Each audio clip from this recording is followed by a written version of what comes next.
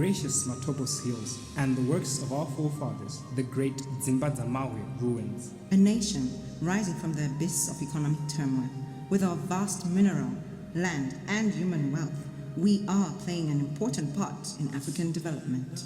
Despite all the leaps and bounds, there is still gloom, as some of our people are still living below Zimbabwe's poverty datum line. At the heart of our nation is the Midland State University. Inspired by our motto and standard of excellence, we went into our communities with our hands and our minds to rebuild their destiny. For 7 years, our SIFE team has embarked on a SIFE-amazing journey, championing the principles of free enterprise in our community. Over these years, we have developed our business philosophy, which recognizes that social and economic challenges can be conquered by entrepreneurial principles that create, organize, and manage viable ventures in order to achieve sustainable social change. The projects that we will present today are firmly entrenched in the realization that the power of enterprise can truly change the world. Good afternoon, ladies and gentlemen. My name is Kurai Chizanga. My name is Mbulelo Mwanza. My name is Musawenko Sinube. My name is Terence Mukangano. And my name is Yolanda Mchenje. On our IT desk, we have Christian Mdiwa and Tinashe Ziswa. Introducing our first project. Mberengwa, my rural home, a district known for its mineral wealth, yet its people suffer extreme poverty. Sadly, Mberengwa lies under Zimbabwe's natural region 4 and is characterized by perennial droughts, low rainfall, and poor soils, leading to food and water shortages. Internationally, this situation has been well documented. Let us give ear to this sad reality of my home. Save our planet. Villagers in some parts of Mberengwa district in Zimbabwe's Midlands province appeal to government and non-governmental organizations for food aid after their crops fail due to drought caused by climate change.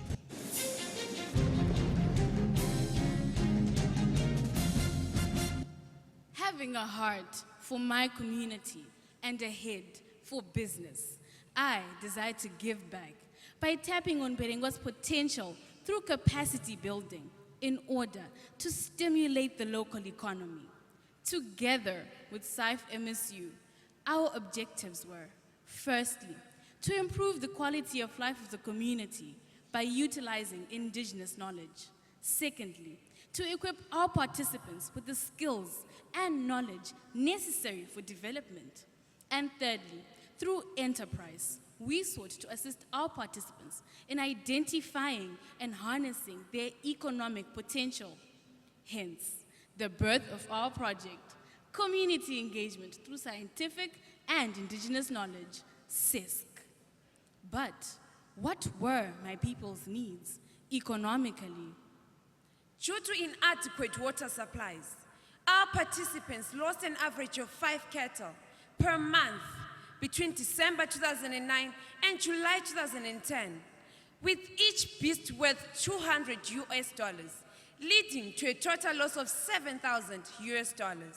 Socially, It is reported by Zimbabwe's Children's Welfare Organization that malnutrition and water-related diseases caused over 30 deaths between December 2009 and July 2010. and environmentally. There was an increase in river siltation due to the digging of shallow wells, causing environmental degradation. Our project had a 3-dimensional approach. Firstly, education through adult literacy. Secondly, an increase in food security.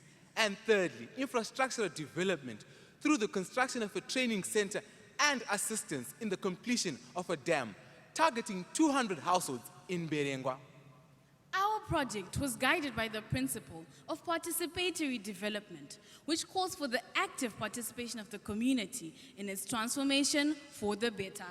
Our business strategy. We crafted a business proposal which mainly focused on the construction of a training center. This training center would be used to impart social entrepreneurial skills. It would also be used for adult literacy and skills development. We presented our proposal to the headman in Berengwa and relevant officials at the Midland State University.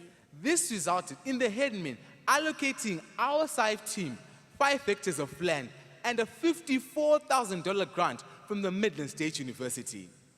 To date, the training center consists of A training shed, offices, storeroom, accommodation facilities, 2 boreholes, and an ablution block. Addressing adult literacy for business.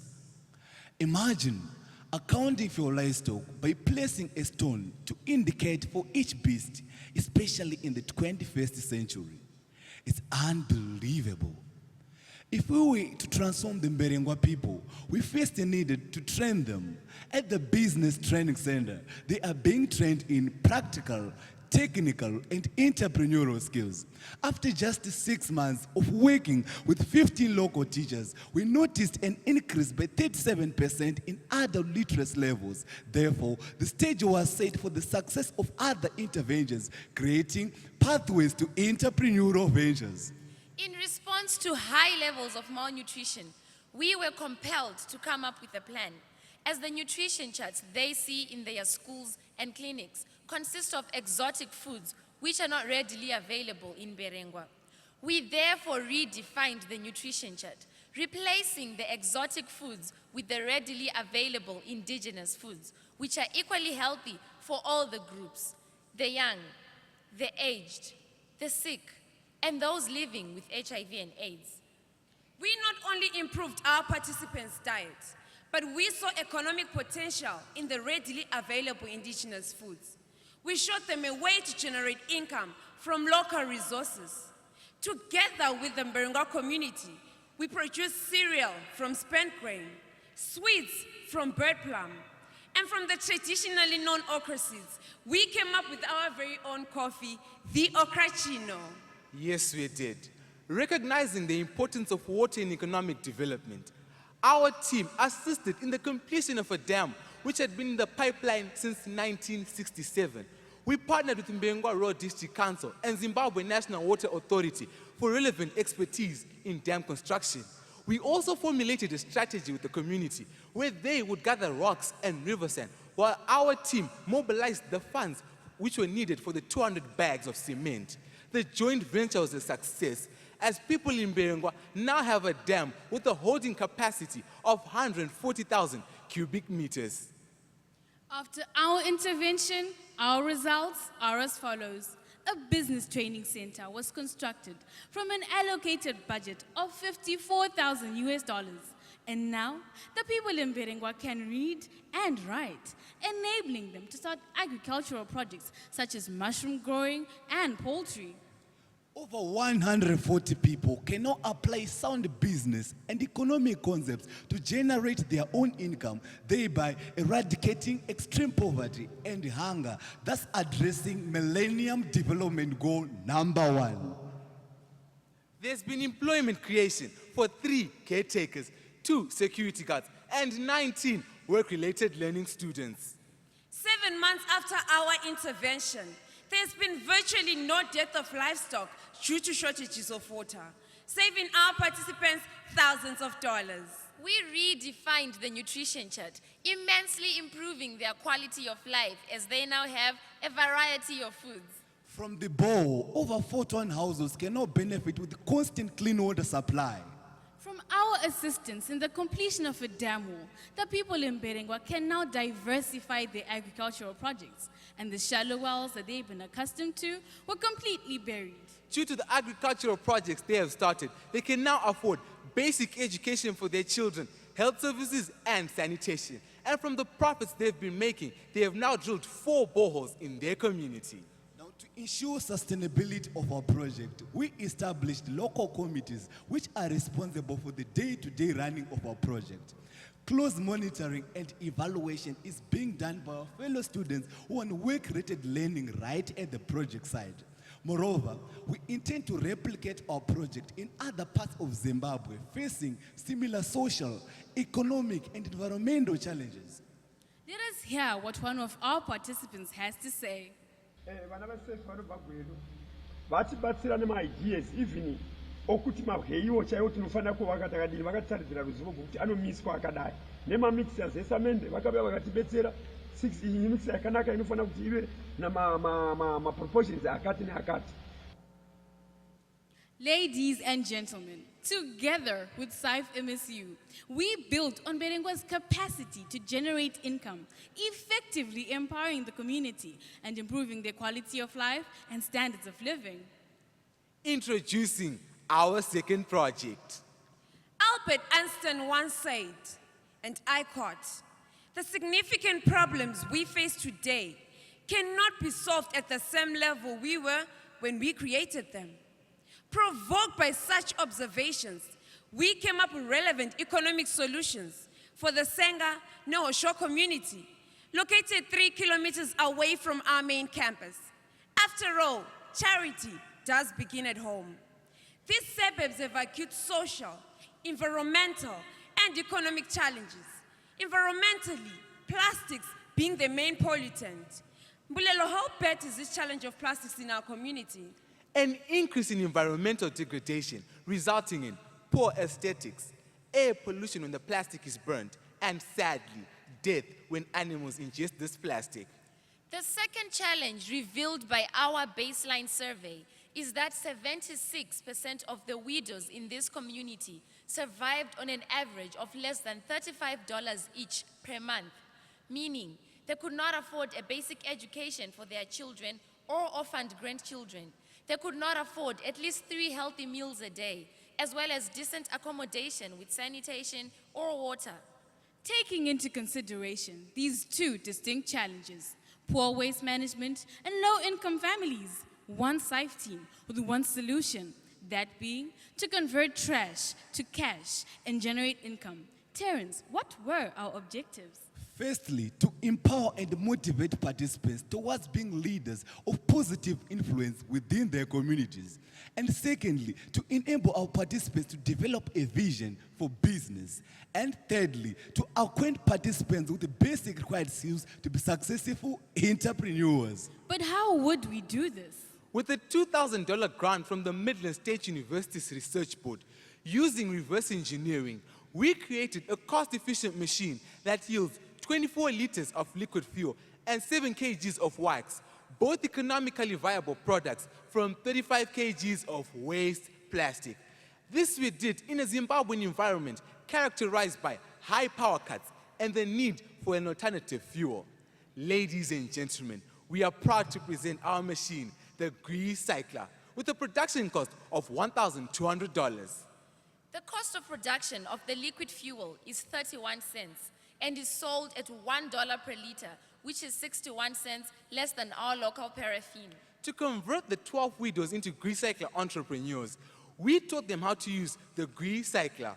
We also taught them the required skills to start an effective business, such as pricing, promoting, and relationship retainment in order to satisfy individual customer needs. We also taught them basic bookkeeping so that they could understand credit and to ensure accountability in their business. Internationally, our Recycler contested at the Dell Social Innovation Challenge. Out of 1,770 projects, we made it to the semifinals. As semifinalists, we were awarded with technical assistance. We further showcased our project at different exhibitions, including the Harare TEDx Annual Expo. In order to implement the business model, our team took the following steps. Firstly, to economically empower the community. In adhering to the market segmentation principles, all participants were split into 2 groups, with each group selling the liquid fuel, and they now make a combined profit of $384 per month. Secondly, to reduce the impacts of plastics on our environment. In implementing the business strategy, we came up with a sustainable waste collection system for the widows by strategically placing plastic-only waste bins within our communities and at our campuses.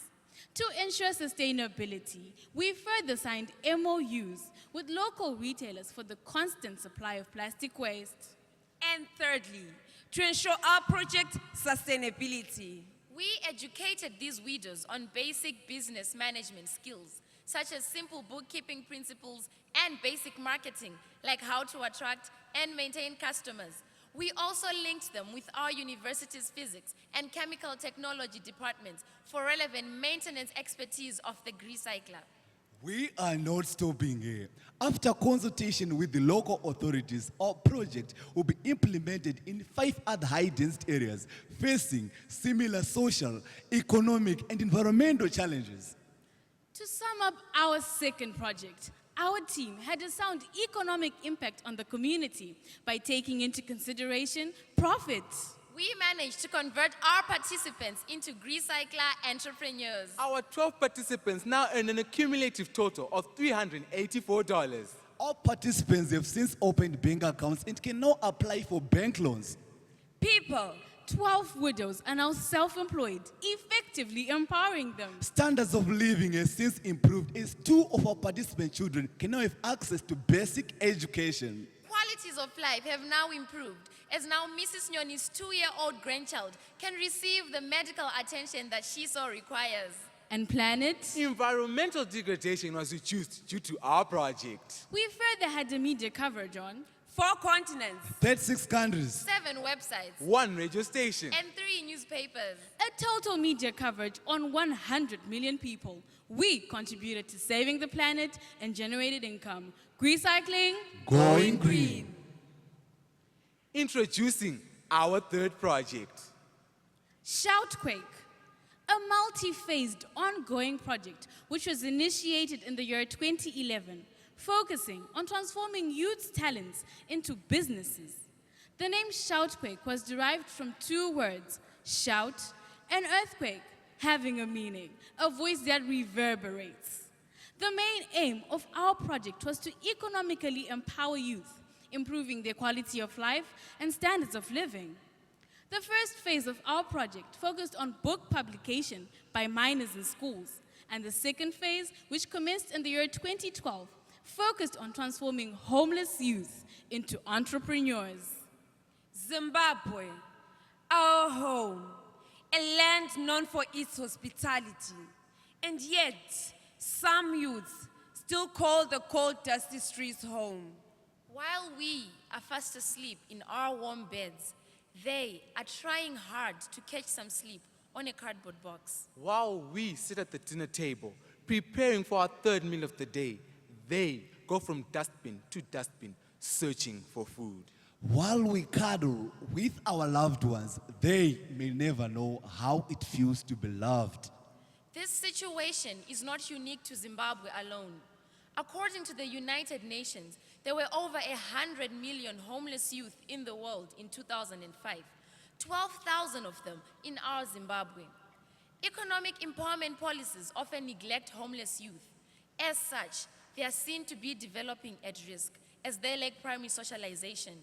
In them, we not only saw a redundant, economically active workforce, but we also saw entrepreneurs. And so these were our objectives. To economically empower these youth, as well as to provide practical support, which allows them to grow up within their families and communities wherever possible. We partnered with the Great Baptist Church and our business associates in reviving a drop-in center.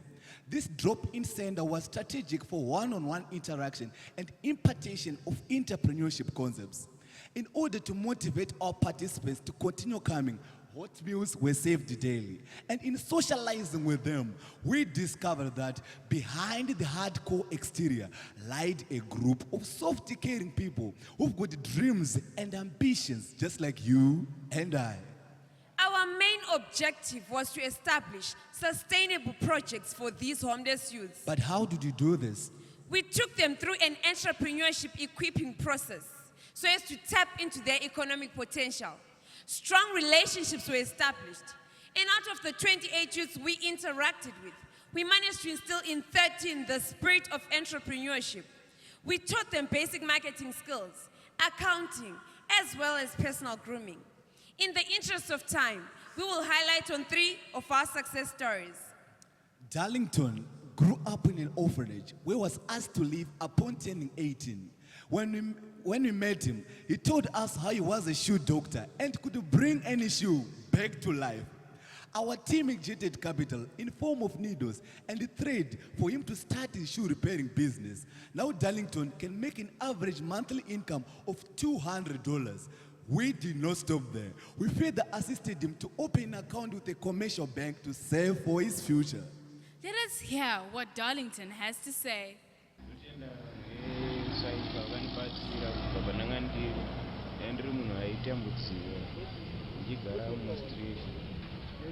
vakandibetsera vakandibvunza kuti unogona chii muupenyu hwako ndikati inini ndogona kusona bhutsi vakanditengera zvinhu zvinoshandiswa pakusona bhutsi nyaya yekusona bhutsi. Nicholas, 22, was abused, leaving him with no option but to seek refuge on the streets. But this was not his destiny. From our side income generating activities, we were able to lend him capital amounting to $30, payable over a period of 6 months, with which he managed to ascertain himself as a licensed vendor. To date, Nicholas earns an average of over $20 above the poverty datum line. He has found himself a place to call home in our hometown. Timothy, a 19-year-old homeless youth, had his life transformed through our intervention. A talented poet, musician, and scriptwriter, yet he never had an opportunity to showcase his talent. Our team managed to create a marketing opportunity as we booked him a weekly slot with the national broadcasting station, where he managed to advertise and showcase his talent for possible record deals. We went a step further. For his economic livelihood, we secured employment for him at Simrak Wholesale, where he now earns $180 per month, which is $79 above the poverty datum line, ensuring that he can continue with his education. To conclude our third project, here are our results. From dustbin to dustbin in search of food, 13 youths can now afford at least 2 meals a day. From calling the cold, dusty streets home, 13 youths now have access to shelter, clean water, and sanitation. From being considered the social misfits, they now feel the warm embrace of an Enactus family. We are not stopping here as we are expanding to other regions within Zimbabwe. With our business partners, we are fundraising for the establishment of a home and training center at an already identified piece of land. And our international partners have taken interest in implementing our business strategy in their countries. Beyond reasonable doubt, we managed to educate them on how to use their hands and their minds to be one step closer to reaching their destiny. For our team sustainability, our team boasts in having 3 faculty advisors, 5 board directors, and a governing committee led by an all-year presidium, including an internal disciplinary committee.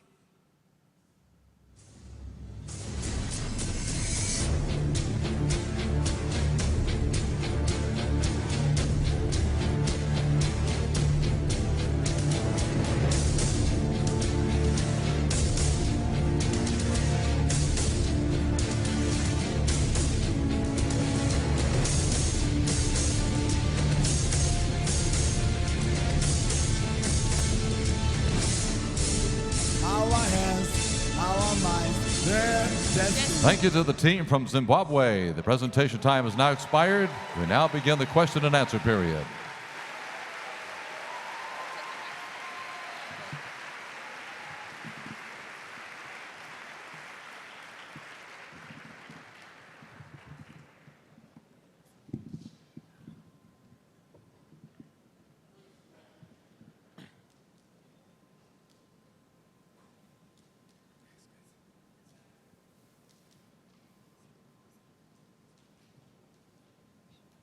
Thank you very much. Can you hear me? Yeah? Okay. When I'm looking at your financials as an accountant, I see that you have many grants. And looking at, furthermore, your coverage for your cost. That is what you are getting out of the marketplace. Do you also have additional ways of raising money and to create a sustainable future for yourself? Thank you very much for the question, sir. Indeed, we have activities that we run as a team. We have a mini mart that we're running, which gives us $120 a day, amounting to about $600 a week. And we also hold car washes within the team, within our hometown, which fundraises for our activities. We have raffles that we hold and other safe-mazing competitions that we hold within our campuses. Question here. Shoutquake is in its second year. What was the most valuable change you made to the program during your term that you ran things in the second year? Thank you very much for the question, sir. The beginning of our project focused on children in homes that already had somewhere they could sleep, somewhere they could call home. But in this year, we took more care for those that have been neglected, the homeless. And the most valuable thing that we have achieved as a team is giving 13 and more youths up to date a place to call home and a place that they can feel comfortable, clothes, and sanitation, including meals. Thank you, Team Zimbabwe. The recycling numbers are very impressive. Do you have a sense for the supply of plastic and how far this can go, as well as the demand that there may be for the liquid fuel on the other side? Thank you, sir, for that question. As for the Recycler project, we have signed MOUs with local retailers which produce on an average approximately 500 kgs of waste plastic per week in our community in the Gweru town. We also signed a memorandum of understanding with the Dairy Board Association of Zimbabwe, which produces over 3 tons of plastic within a month. So the sustainability of the project, the plastic, we have already signed MOUs with them, and we intend to replicate this in various districts within our country.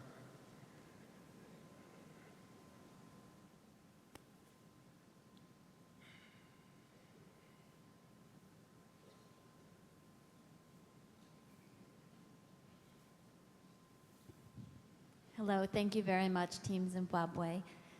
You know, homelessness is a problem everywhere. What do you think allowed you to have such impact on the young people? What was the most motivating or helpful that you did? Thank you very much for the question, ma'am. We all come from families that are fortunate enough to be dressed the way we are and to eat a meal every day. But over the years, the homeless have increased in numbers worldwide.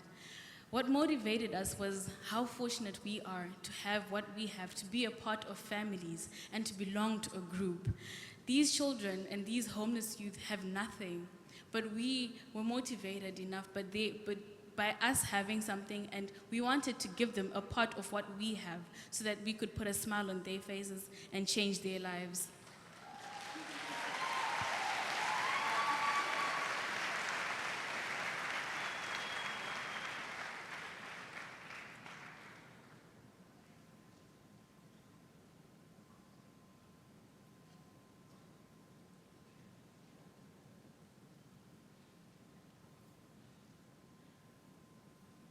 Your time has expired. Judges, please join me in thanking the team from Zimbabwe Midland State University.